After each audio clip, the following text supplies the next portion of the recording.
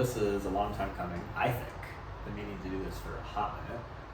In light of a estuary, pre-recorded estuary, I was on this meal Daedalus.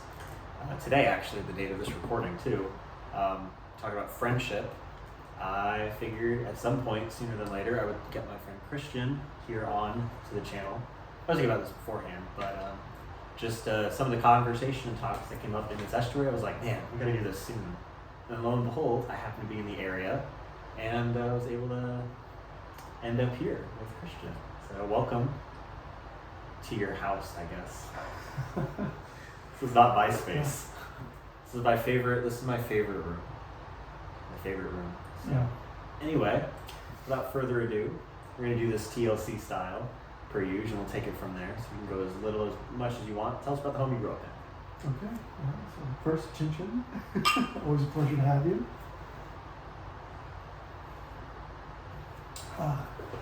So, the home I grew up in. I guess the first thing that really comes to mind when asked a question like that is just the fact that I had a good childhood. My mom and my dad both worked multiple jobs. My dad was a firefighter. My mom did odd end kind of jobs. She worked at restaurants, at some point Verizon, Frontier. So yeah, we had pretty tight-knit grouping for what turned out to be the five of us. So my mom, my dad, myself, and two brothers that I had adamantly wished for. I anticipated their arrival.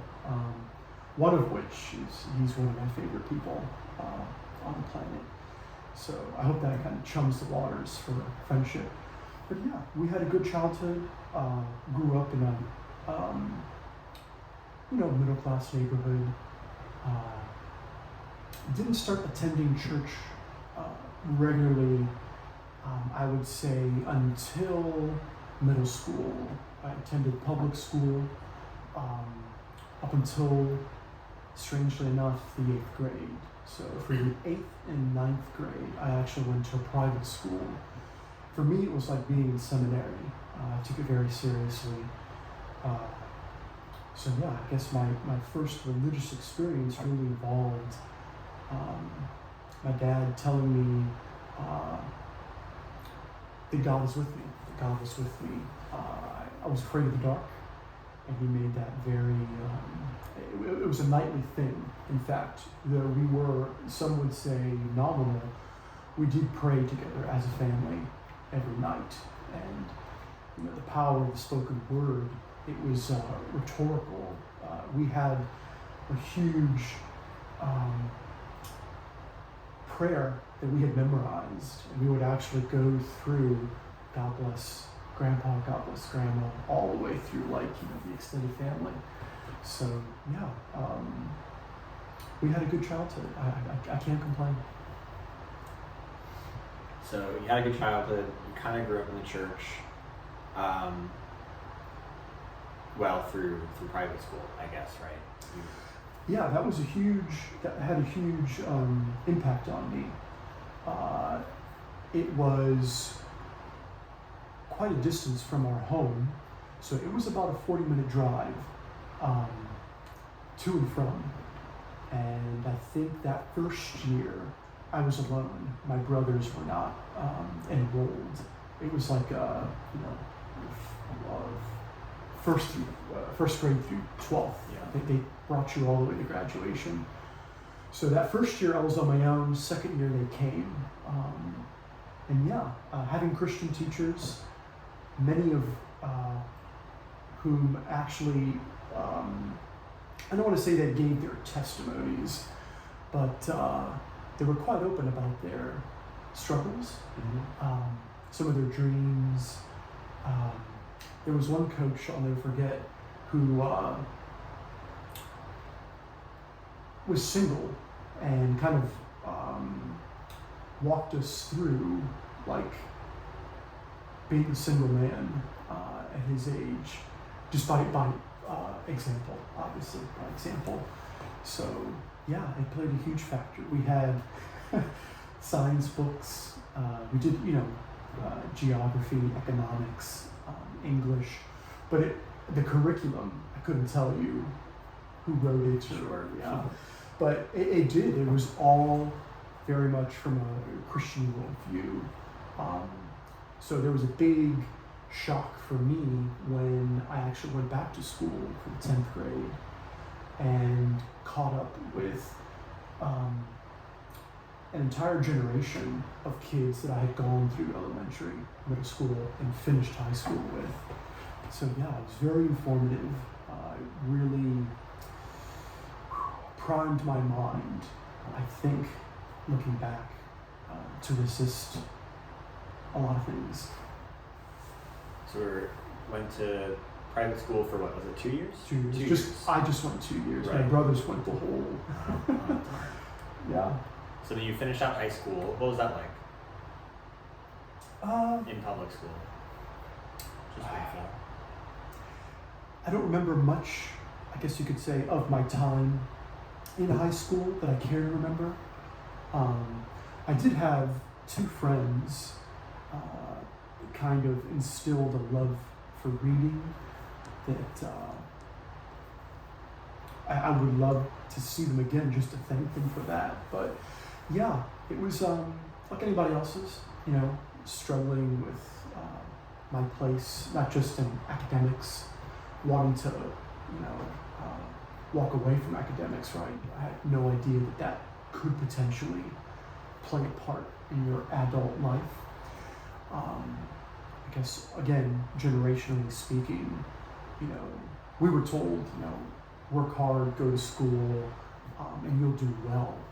And I wasn't the best student, so I ended up ultimately becoming a lifeguard, then an EMT.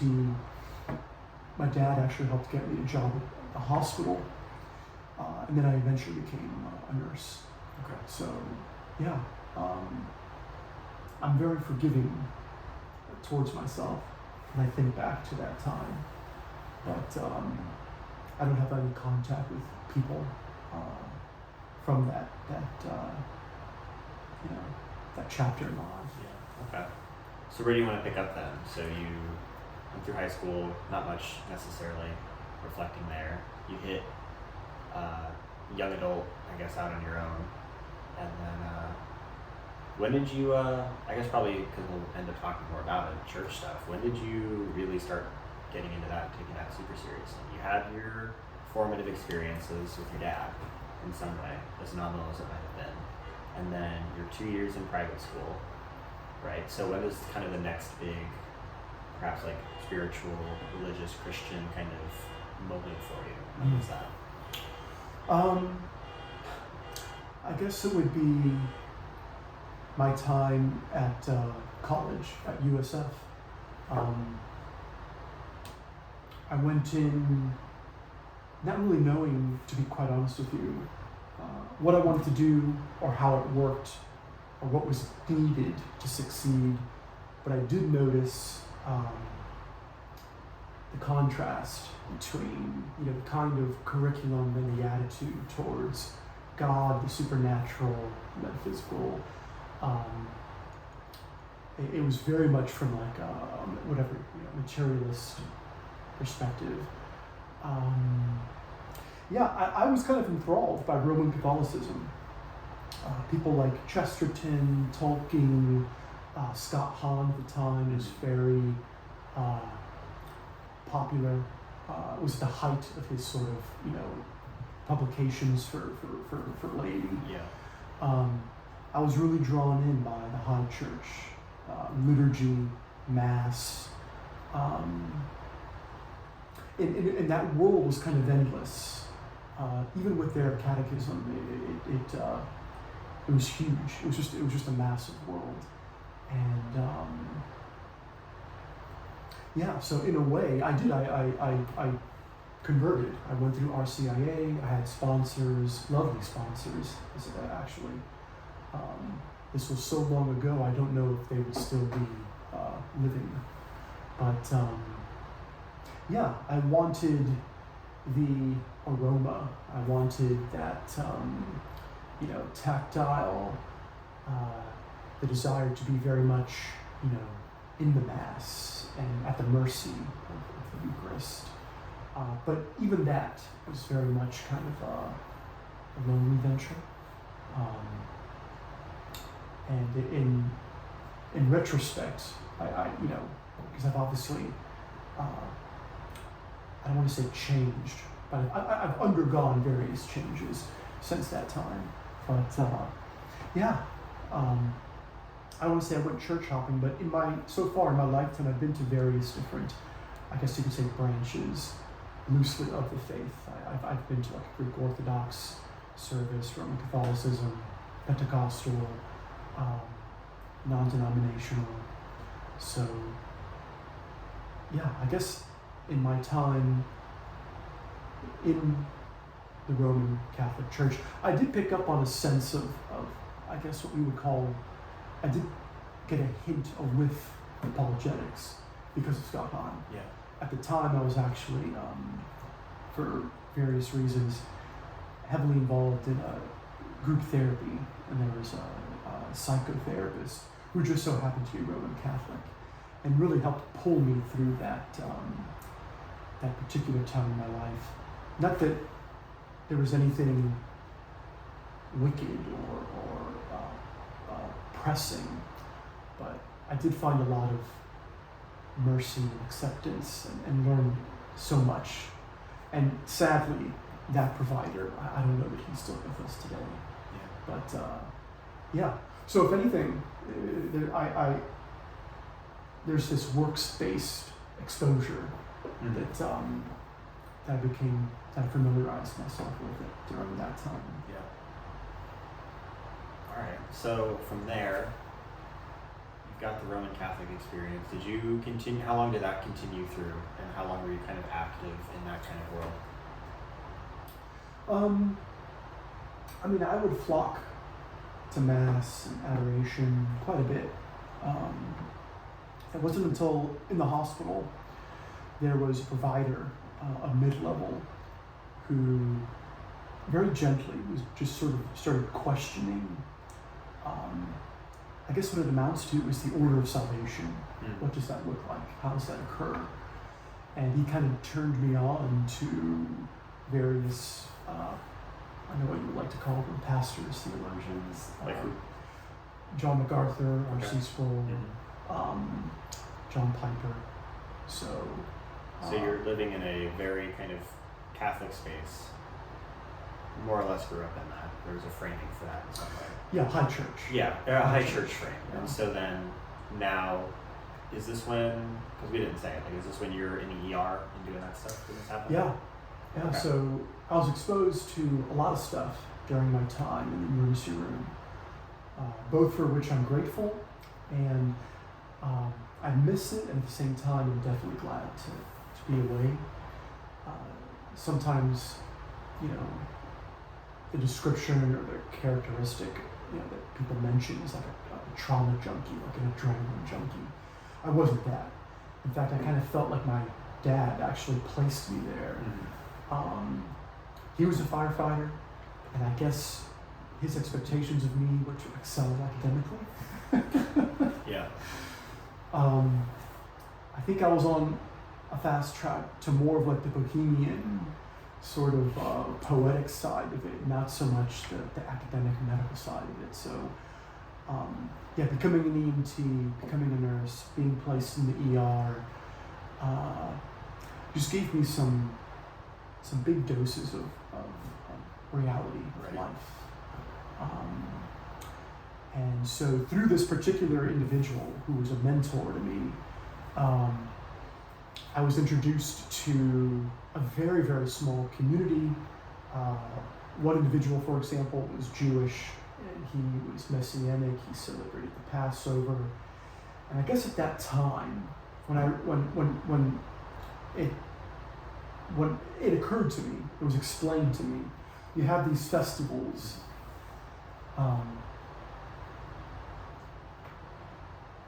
that modern evangelicals almost, I wouldn't say are ignorant of, but right, that Jesus himself not only models, shadows, participates, and Scripture itself makes it a point of his attending these various things. Like, you can still participate in them today. So this one particular family, through their Seder, their Passover Seder, that was a game changer. That was definitely a game changer. And then at the time, I was still very much wanting to travel the world. So I had my sights set on Japan and ended up praying about it and felt very convicted.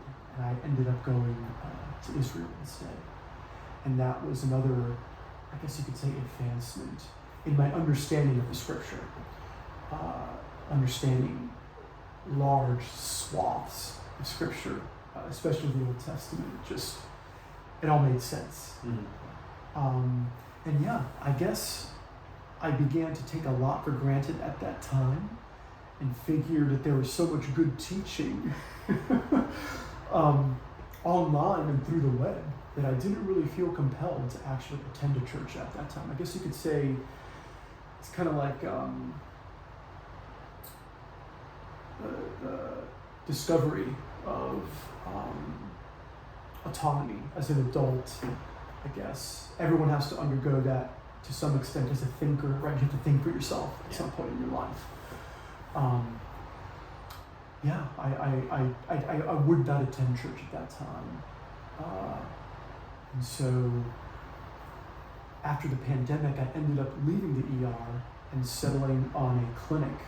And at that clinic, met a lovely, one of the employees was just a wonderful woman who in turn, she and her husband introduced us to a local church, and that's where I met you. Yeah, all right, now we're caught up to something that I kind of know about. So this was, probably,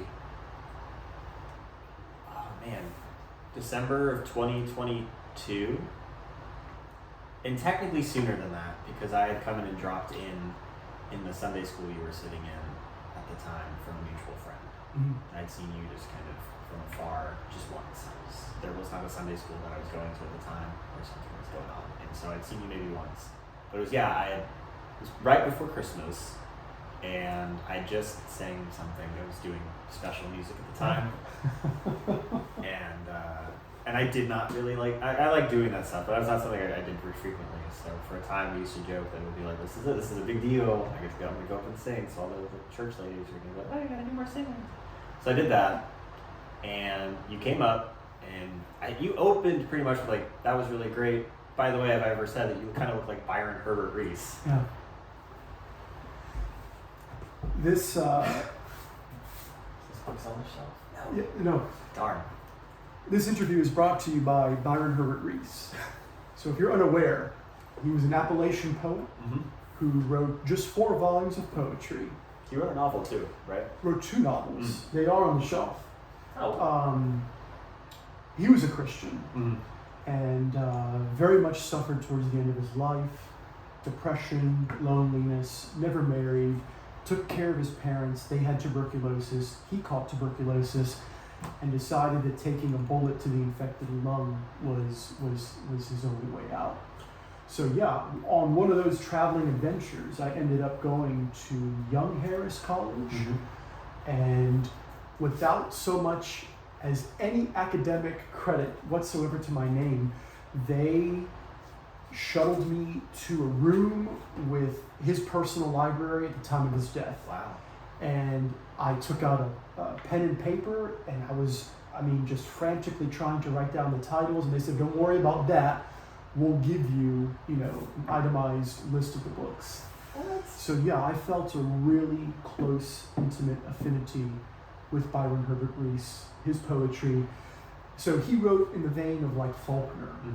And his poetry was very much those old Southern ballads, but at a time when the beatniks were just, taking over control of the culture. So Ginsberg and, Kerouac. Yeah. He was forgotten. So yeah, I went to Blood Mountain, again, the very beginning of the Appalachian Trail.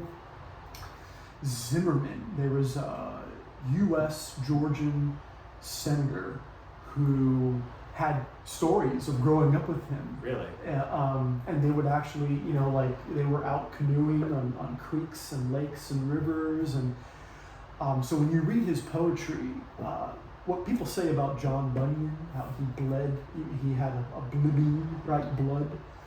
Same is said of like Spurgeon, where he can take anything and just this smoldering love, this passion of Scripture. That's what he paints with. That's what he speaks with. It just pours out of his mouth. His poetry is like that. Yeah. 4 volumes: Season of the Flesh, Ballad of the Bones, which I'm convinced that Nick Cave. So Nick Cave is a British recording artist. Nick Cave and the Bad Seeds. This is another shout out to him. I'm convinced that Nick Cave, he did an album called Murder Ballads. That's not enough to go off of. Academically, you gotta push, you gotta show right, more. But I'm convinced that during one of his American tours, he probably picked up some of these volumes. Murder Ballads is. It's not for the kiddies. It's not for the kiddies. It's probably his most grotesque work. Yeah. But staggeringly, please don't look that up. Very grotesque. But I'm convinced that not his love for violence, because people, challenge Quentin Tarantino all the time. You love violence. No. Cormac McCarthy does the same thing. Yeah. Violence can be used in this particular medium to progress a point or a theme. Mm-hmm. Okay, so nobody needs to hurt anybody. But yeah, a lot of his stuff is very dark, and it's wonderful. His novels didn't do so well, but again, I think he was really shooting for a Faulkner type. Yeah. Audience Mm-hmm. or tools. He was trying to use the same tools as Faulkner and Hemingway, and nobody can blame him. But his books did not do that well. I think his books were great, 2 novels. I'm so sorry. It's in the heretical library. So this is my Orthodox library. I have a heretical library on the other side of the house. But I don't have those volumes of poetry or those 2 novels. But they're worth looking up. They're definitely worth looking up. In fact, if you're hungry for a thesis, Byron Herbert Reese is ripe for the picking. Yeah. In the valley in which he lived, locals refurbished the family home. Yeah. So you can go there today and have a really nice little experience. You reminded me after your astounding singing. My performance Your of performance, Casting yes. Crowns interpretation of I Heard the Bells on Christmas Day. Yeah. Listen, With this man can take anything and make it golden. Okay, it's true. So you reminded me of that sort of Lincoln-esque, the sound and just the tone. You don't get that too often. So this is how Christian introduced himself, and then from there I think we stood in the foyer while everybody was like, after service you just kind of, ideally you yap and you discuss and you talk and you make your lunch plans. We probably stood there for a good hour and a half. Yeah. I think the music director at the time was ready to go. He had the keys to kick us out. We had to go somewhere else. That day. I felt like I was gushing over you. I had never met someone that, it's like seeing the embodiment of work, right? It's like seeing, and it's not that I had been reading him up to that point or he was fresh in my mind. You literally just, invoked that whole, what we just went through. So from there we just started talking. I think we kind of just went laundry list survey of things. Like Lewis would say in Before Loves, right, that philia, friendship, often is predicated initially on that. What? No way, you thought this too? I never thought somebody would think this way. You have the same view, right? Shared vision, as Lewis I think would maybe the best way to summarize that. And I think we very quickly found a lot of shared interest, right? both had a background in a lot of Western comics and like art, manga, some video game stuff. Like we kind of hit all the boxes. Yeah, we did. We checked all the boxes. Lewis met a friend, a lifelong friend named Arthur Greaves, and their love of mythology, particularly Norse. This isn't anything like unique. Lasted their lifetimes. Yeah. I forgot who outlived who, but they remained at the very least good, compatible friends throughout life. Yeah. I remember too at the time, we swapped numbers. I went home and you started texting me a bunch of book recommendations. Yeah. Of which I think I've only like surveyed maybe 2 of them. Admittedly, it was. No. I've learned about you particularly. You're not keen on sci-fi recommendations or fantasy recommendations, but you have a natural bedrock for Arthurian legend, and you may very well have already read all the foundational basics. I've surveyed most of them, probably. Yeah. I probably haven't read everything in its entirety. And one of my fears, as well as Malcolm White, hashtag Sir Galahad and the Grail. Get on that. Is that Arthur will be forgotten. That a lot of these, not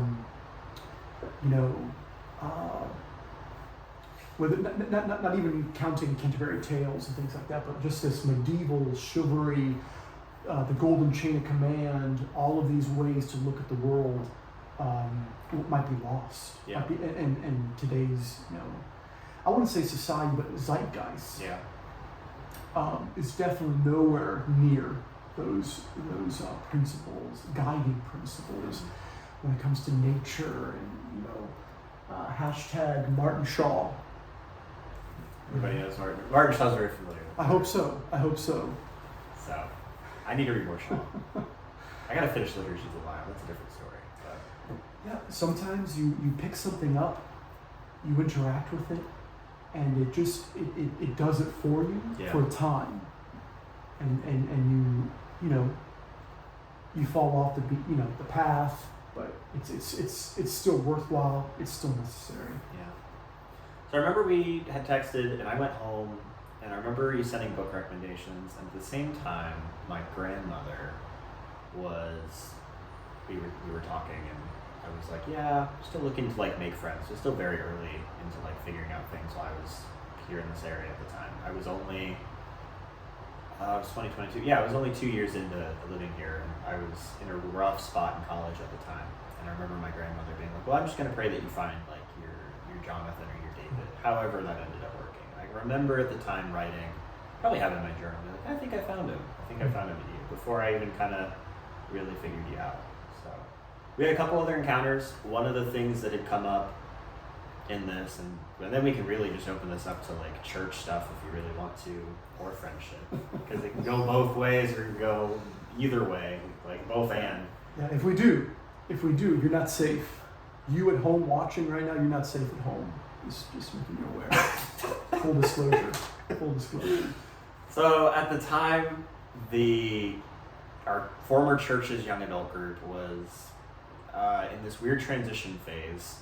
Its previous leaders that I was under for maybe a year had left, and our associate pastor at the time was doing that and running the youth ministry and doing a lot of spinning other plates. And I had taken up in some respect on my own, just volunteered the responsibility to help teach or run it. And it was kind of piloting it. People were slowly coming back in. But then our pastor had, I think either he had seen the potential between the two of us or seen it with you, and then saw that both of us just kind of interacting already, had made a proposition for the both of us that we become leaders of the group. Not probably that March. Like it was pretty quick after that. For whatever reason, you were invited to lunch with him, like you and your wife, and then I ended up just tagging along because I didn't have anything better to do, and so we ended up at Cheddar's, I think, and that was where the proposition for leading the group happened. And then pretty quickly after that, we got thrown right in to running our young adult group. So if we weren't good friends already, Yeah. we got even closer with this venture. Yeah, and I have to say, you taught me how to teach, because I had a lot in my head, and I always say of this experience, I think the pastor just wanted an adult, a vetted adult present at these, classes, meetings, whatever you like to call them.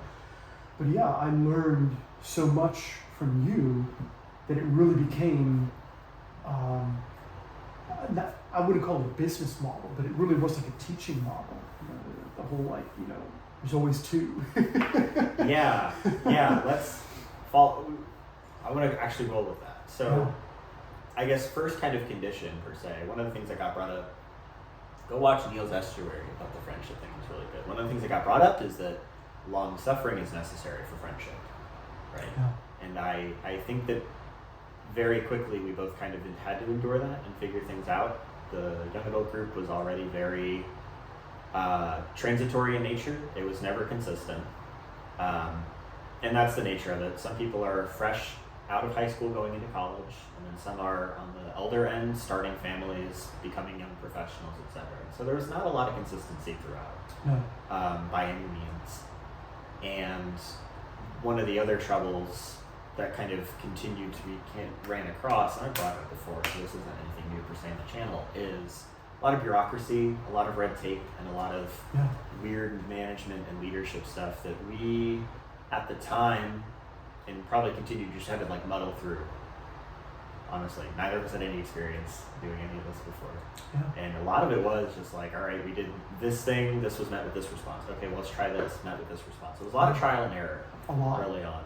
Probably more so than should have been. Mm-hmm. I don't know how much of that is the experience of normal or larger church, I guess you could say, church teachers.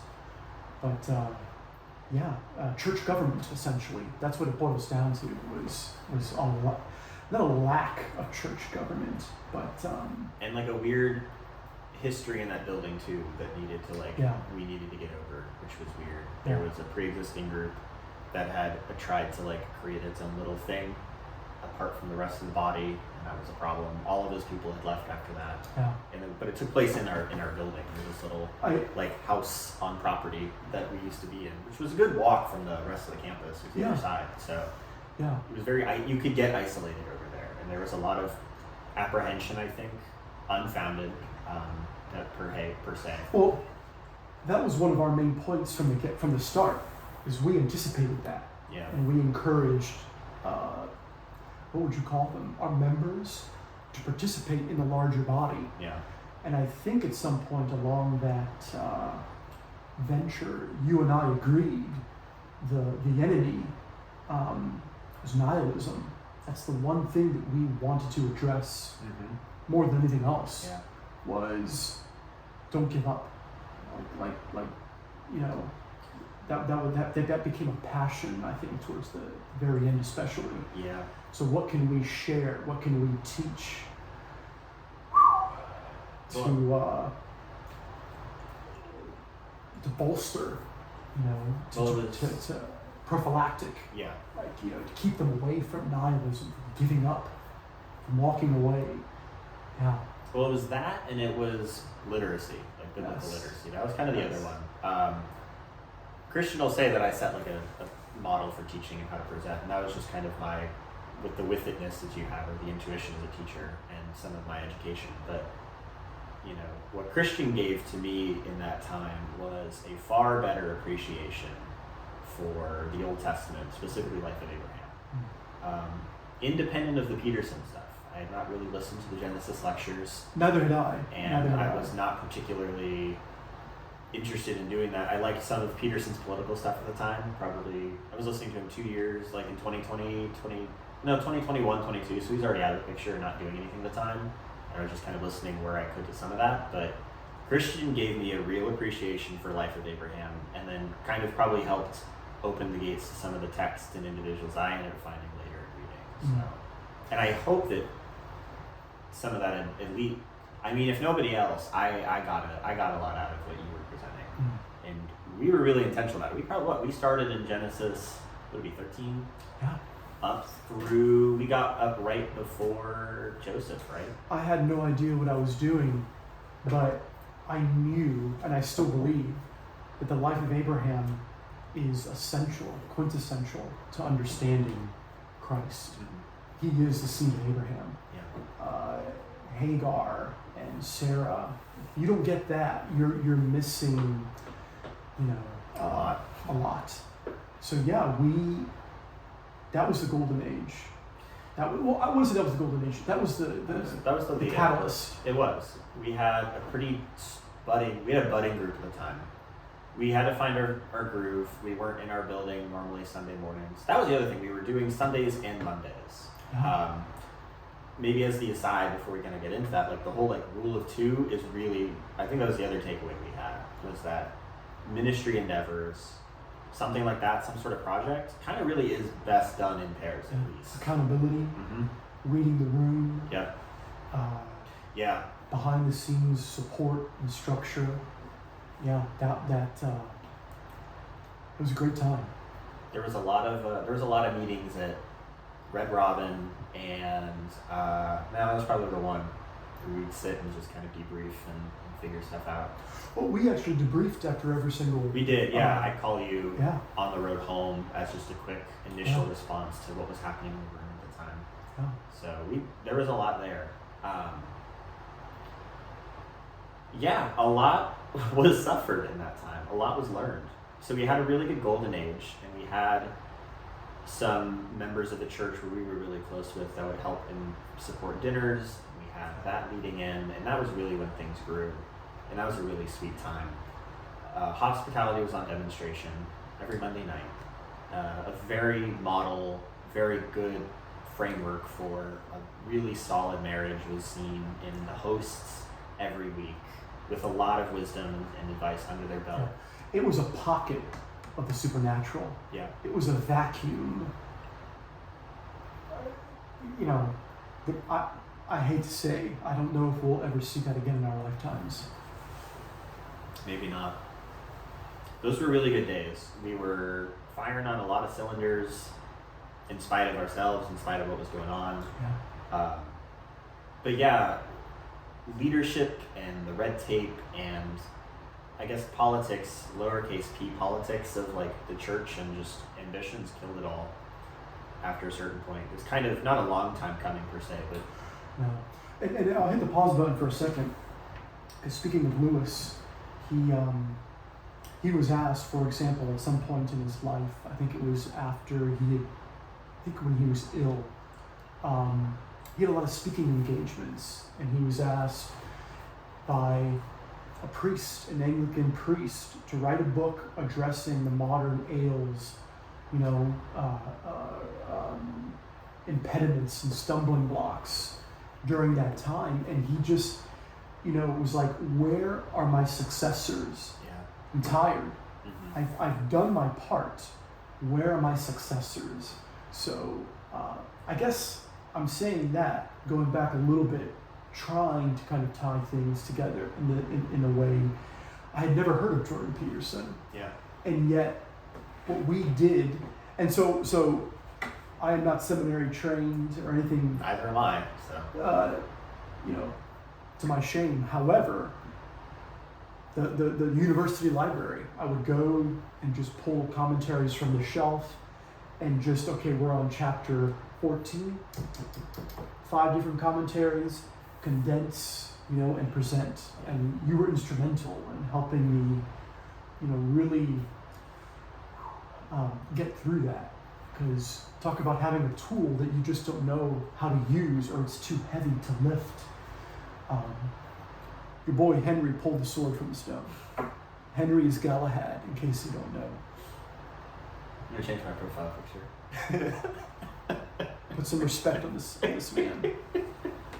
So, yes, we went through a lot.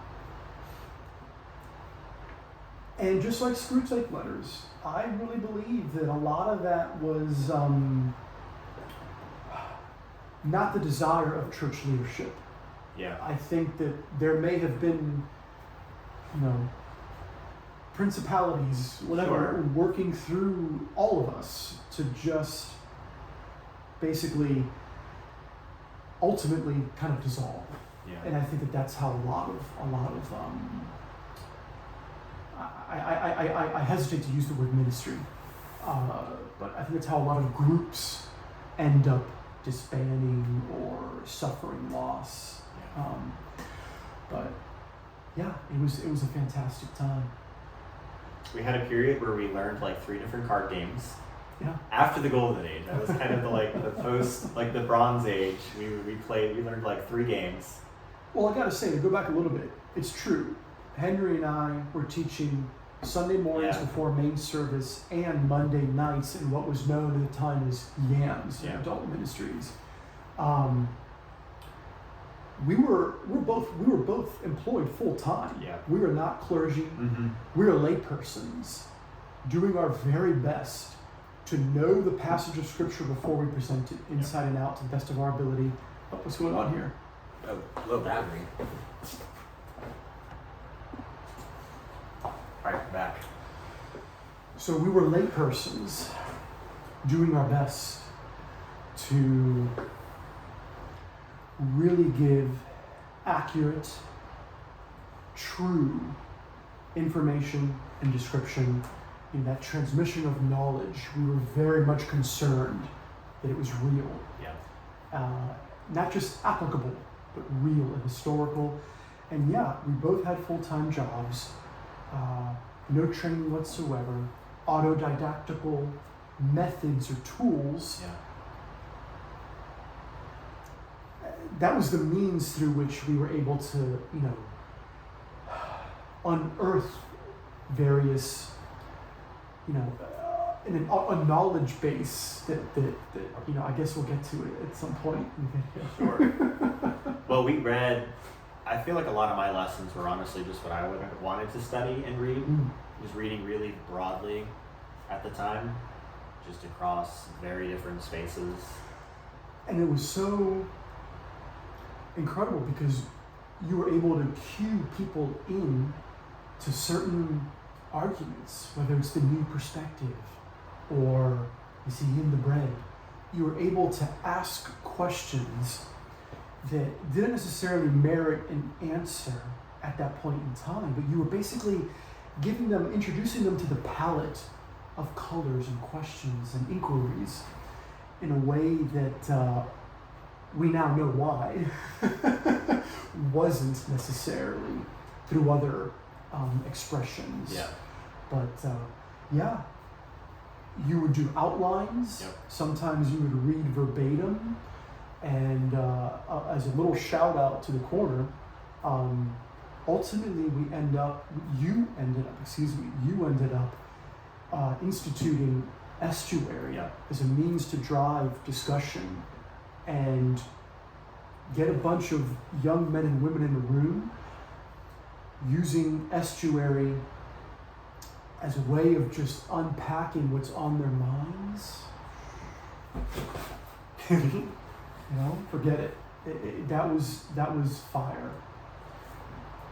Mr. Vanderclay, God bless you, sir. God bless you. Although he would say I didn't make up estuary. Yeah, right. So It's like a collaborative effort. There's a history to it. all of you, thank you. Estuary helped stave off some of the burnout we were feeling too. Yes. We had lost the dinners at that point. Yeah. And we were in a weird spot where we were just kind of playing card games Sunday nights and trying our best we weren't doing Sunday mornings either at that time. No. And so we had dropped everything down to Mondays. Our associate pastor had left, and then we were kind of left to our own devices, for better or for worse, which we didn't really do anything ambitious, nor did we want to under that leadership either, but Yeah. Well, we did have some outreach ministry. There was yeah. some projects, home improvement sorts of things that, it wasn't all just theoretical, we church grounds, clean up, things like that. And I'd like to say that we did see improvement in certain people's lives. I know we did. at the end of the day, that's what we cared about most too, was to stave off nihilism Mm-hmm. and to make sure that these individuals knew the love of Jesus Christ. Yeah. In a real and personal way. And yeah. We won't get into detail, but we hit a point where something happened, and I had it definitely, where I kind of just looked in the mirror and I was like, I'm not qualified to do this. Partly because we read so much, knowledge is kind of a curse. And I think at that point, we really started getting into church history, like church history, not just reading broadly, not just pulling from the USF library, but we started going to creeds, catechisms, and those foundations, and the requirements, expectations, conduct necessary as deemed both by a lot of letters of Paul, and then even then by those in church history, whether that's before the Protestant Reformation or after. I think we kind of both were just like, what are we doing? Why are we allowed to do this? Yeah. I had that big time, and that was when I guess we both individually had decided to step down and leave. Things had already very much petered out. Estuary was kind of the only reason why people were coming at that point. People were not showing up to our lessons anymore. Those who were left. Some of it was life circumstances. A lot of our core members had gotten older and had kids, and that completely changed their lifestyle, understandably. And then some work stuff too, it kept people from coming, which is natural. Yeah. But we were really bare bones by the end, and then some stuff had happened. We were just like, all right, I guess this is it. And we left. All right, mini rant. All right, my iPhone decides it needs to save a video every time you put it in a different chat. It's beyond me. And it doesn't show up in your photos like that. So I'm running out of space on my phone for this. So we're gonna try and land the plane, I guess, with this. So I was simply saying that during your time with Neil at his bonfire in New Orleans, your discussion with him, I vicariously processed, a lot of those experiences and feelings and pains. Thank you, Neil. Thank you. That bonfire is still burning in my heart. One of these days, we'll meet. That's what I'm trying to do with this. That's the goal, gets you in here. So anyway. So yeah, now here we are, and we're kind of in really weird spots post church ministry. We did that for pretty much the entire duration of our initial friendship. Most of our time together has been doing that, and so. But it's not the thing that's not what it was predicated on, which is really nice, because in other circumstances. No, it's not as if I worked at this job, I'm leaving, I'm never talking to you again. Yeah. No, in fact, by the grace of God, we've remained very good, close friends. It's been a salve as well as accelerant, spiritually. So yeah, I don't know if we're still in the desert. I don't know. But I've decided I need to just stop using those terms to describe stages of life. I felt that too. It's not worth it. Yeah, I felt that too. It can be dangerous. It can. What's in a name? Exactly. Quite a bit. So I'm done. I don't know where we're at, but we're somewhere. Yeah. So. Well, you've moved on.